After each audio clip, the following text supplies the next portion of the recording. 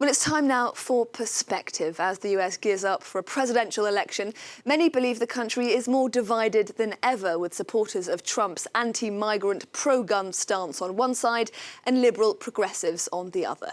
Civil rights advocates in particular have had their hands full in recent years, dealing with the fallout of, among other things, Trump's so-called Muslim travel ban and ongoing shootings of unarmed black men by police.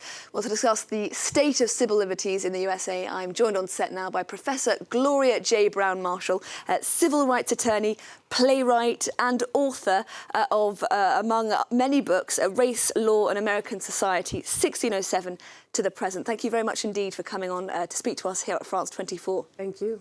Now, could you start by telling us the major ways in which the US justice system discriminates against people of colour, ethnic minorities in the United States? Well, if you think of it this way, our police department began as slave catchers, and then it evolved as slave catchers during the 1800s into the police department we have now. So if you see the mission before was to suppress Native Americans, to oppress Asian Americans, and to find escaped African Americans, you can imagine without some drastic change in policy, that's still the mission that drives them today, to protect other people from people of color. And I don't think we've ever addressed that head on in our country.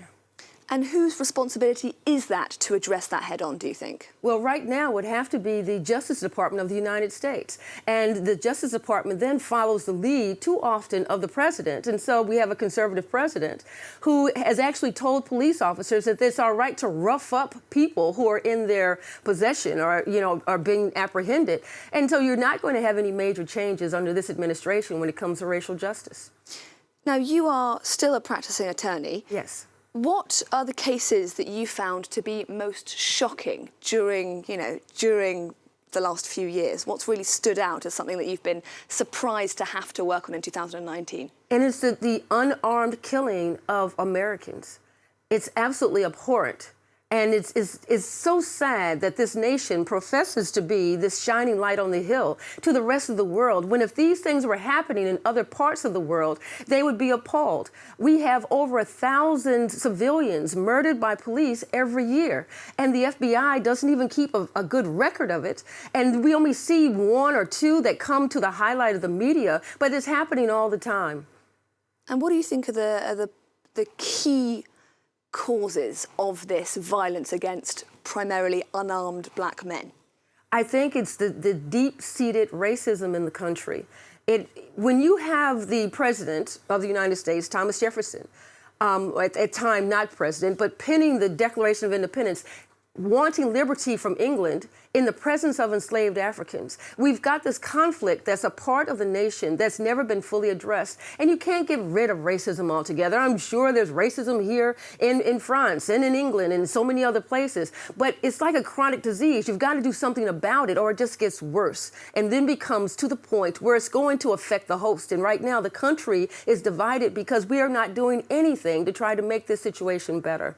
Do you think a majority of Americans believe that the country still has a deep-seated problem with race? I think that every poll has shown that the country does have this deep-seated problem, and that most people understand there's a deep-seated problem. How to address it? Some people talk about reparations. Others talk about a Truth and Reconciliation Commission. Some people just say, can we just have a discussion? Can we just say that we've never had an apology for slavery? We've never had a full discussion about these issues. And it has to be an ongoing intergenerational discussion.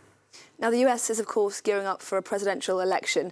You are also a specialist in voting rights in the USA. In what ways, in your opinion, are minorities in the US still prevented from exercising their democratic right to vote? Well, think about it this way. Black men received the right to vote in 1870. There were black U.S. senators, black U.S. representatives, blacks in government in the 1800s. That was all wiped away when they put in place these horrible oppression laws to stop black vote, because the black vote is a powerful vote. We changed the outcome of elections, and I'm very proud to be African American.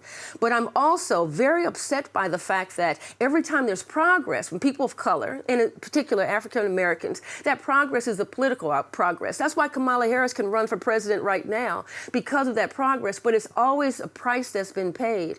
And there could be more political and economic power by African Americans if we didn't have the oppression of the black vote through criminal justice, as well as through these voting rights laws that go into effect that actually wipe people off the voting booths and on the voting polls. And why? Because if your name is listed as John Brown and there's a John Brown somewhere in your same city with a criminal record and you're unable to vote in the United States, if one has in many states a felony conviction. So even after they serve their time, they're unable to vote in many places. So millions of people have their names wiped off the polls because they believe they have a felony conviction. How do you prove you don't have a felony conviction? So you show up to vote and they say, no, your name is on the list that says you have a felony conviction, so you can't vote. So you miss out on your chance to vote. Or the polls don't work. You're somewhere in long line, you're ready to go to work, you just want to run in and vote, and you can't because the polls are broken, because the ballot machines aren't working. There are so many ways this happens, but in particular, it happens in neighborhoods of color. And talking about elections, the US is, of course, gearing up for the 2020 presidential election. What effect has Trump's presidency, do you think, had on your work, on the work of civil rights activists? Well, just remember, Donald Trump lost by 3 million votes. Hillary Clinton had 3 million more votes than Donald Trump. But we have something called the Electoral College. And this Electoral College then is a group of people who decide, despite the popular vote, that they're going to put a particular person in office. That's how Donald Trump became president. So I think it's very difficult when you're looking at this presidential election coming up. If someone doesn't win if they don't win by a significant number of votes, we're going to be in the same situation where a group of an elite people place someone in the position of president. Professor Gloria J. Browne-Marshall, civil rights attorney, playwright and author, thank you very much indeed for coming on to speak to us here on France 24. Thank you.